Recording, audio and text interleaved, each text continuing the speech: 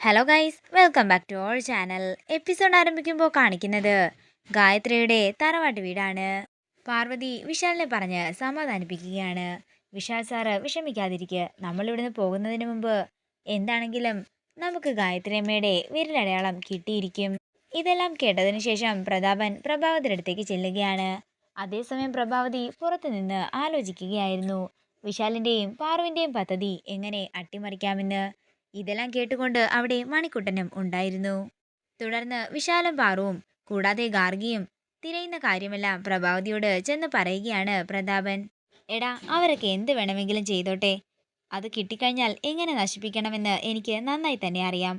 പക്ഷേ ഇപ്പോ രാത്രി കാലങ്ങളിൽ എനിക്ക് വല്ലാത്തൊരു ഭയമാ ചേച്ചി. ആ ഭയം എനിക്കുമുണ്ട്. എനിക്കിവിടെ നിൽക്കുമ്പോഴേ ഗായത്രിയുടെ കാര്യവും ഗായത്രിയെ നമ്മൾ കൊന്ന കാര്യവും ഒക്കെ തന്നെ ഓർമ്മ വരും. തുടർന്ന് പ്രതാപന്റെ മുഖമടക്കി ഒന്ന് കൊടുക്കുകയാണ് പ്രഭാവതി. എടാ, നമ്മൾ എവിടെ നിൽക്കുന്നതെന്നുള്ള ബോധം വേണം നിനക്ക്. തുടർന്ന് മണിക്കുട്ടൻ ചിരിച്ചുകൊണ്ട് ചോദിക്കുകയാണ്, എന്റെ പ്രതാപ, പോത്തുപോലെ വളർന്നിട്ടും നാണമില്ലേ നിനക്ക് നിന്റെ ചേച്ചിയുടെ കയ്യിൽ നിന്ന് അടി വാങ്ങാനായിട്ട്? ഇത് കേൾക്കുന്ന പ്രതാപൻ മണിക്കുട്ടനെ ഒരു കല്ലെടുത്തെറിയുന്നുണ്ടെങ്കിലും മണി അവിടെ നിന്ന് പറന്നു പോവുകയാണ്.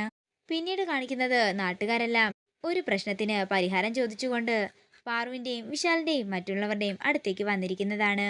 ഗായത്രിയമ്മ ഉണ്ടായിരുന്ന സമയത്ത് ഞങ്ങൾക്ക് കൃഷി ചെയ്യാൻ കുറച്ച് ഭൂമി തന്നിരുന്നെന്നും എന്നാൽ ഇപ്പോൾ അത് കുറച്ച് ഗുണ്ടകള് കൈയടക്കി വെച്ചിരിക്കുകയാണെന്നും നാട്ടുകാർ പറയുന്നു. അതിനിപ്പോൾ ഞങ്ങൾ എന്താ ചെയ്യേണ്ടതെന്ന് വിശാൽ ചോദിക്കുമ്പോൾ ആ സ്ഥലം എങ്ങനെയെങ്കിലും ഞങ്ങൾക്ക് തിരികെ തരണമെന്നും എങ്കിൽ ഞങ്ങൾക്ക് അവിടെ കൃഷി ചെയ്ത് ജീവിക്കാമായിരുന്നെന്നും അയാൾ പറയുന്നു. ഇതിപ്പോൾ നമ്മൾക്ക് എന്ത് ചെയ്യാൻ കഴിയും അച്ഛാ എന്ന് വിശാൽ ചോദിക്കുമ്പോൾ ഗോപിനാഥ് പറയുകയാണ്, നമുക്ക് പോലീസിൽ വിവരം അറിയിച്ചാലോ?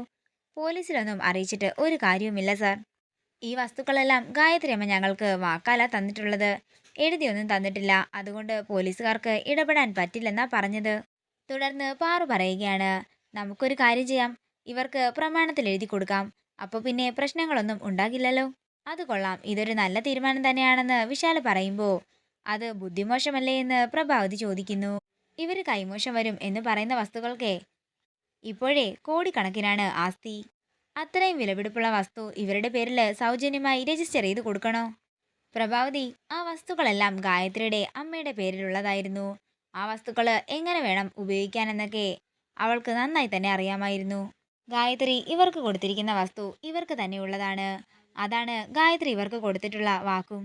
അത് തെറ്റിച്ചാൽ ഗായത്രിയുടെ ആത്മാവിന് സന്തോഷമാകില്ലെന്നും ഗോപിനാഥ് പറയുമ്പോൾ അതുതന്നെയാ ശരിയെന്ന് പാറുവും പറയുന്നു.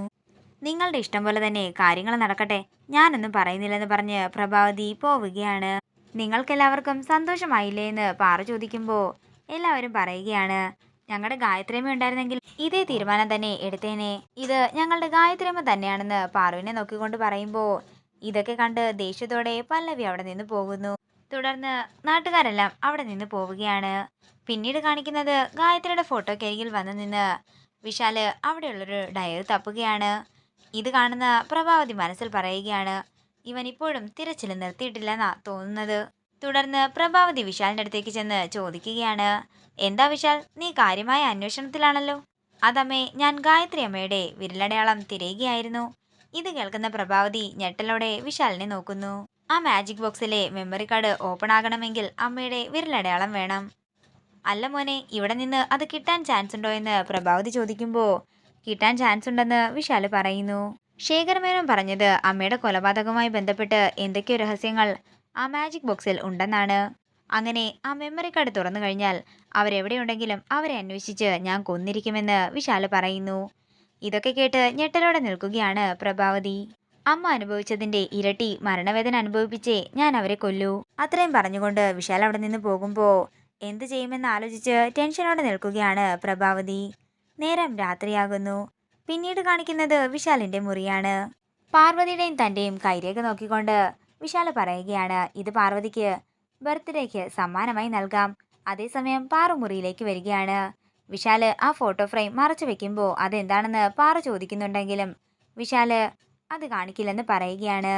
അങ്ങനെ പാറു അത് കാണാൻ ശ്രമിക്കുമ്പോൾ പാറുവും വിശാലും കൂടി ബെഡിലേക്ക് വീഴുകയാണ്.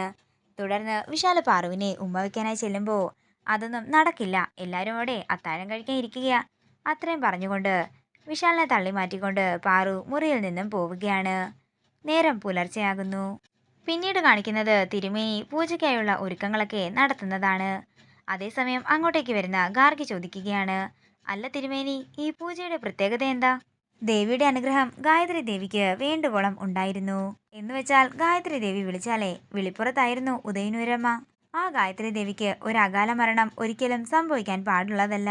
ഇത് കേൾക്കുന്ന ഗാർഗി വിഷമത്തോടെ തിരുമേനിയെ നോക്കുമ്പോ ഇതെല്ലാം കേട്ട് ദേഷ്യത്തോടെ നിൽക്കുകയാണ് പല്ലവി. ഇതോടുകൂടി ഇന്നത്തെ എപ്പിസോഡ് ഇവിടെ തീരുകയാണ്. വീഡിയോ ഇഷ്ടമായെങ്കിൽ മറക്കാതെ ലൈക്ക് ചെയ്യുക, ഷെയർ ചെയ്യുക, കമന്റ് ചെയ്യുക. കൂടുതൽ സീരിയൽ അപ്ഡേറ്റ്സിനായി മറക്കാതെ സബ്സ്ക്രൈബ് ചെയ്യുക നയൻസ് ക്രിയേഷൻസ്.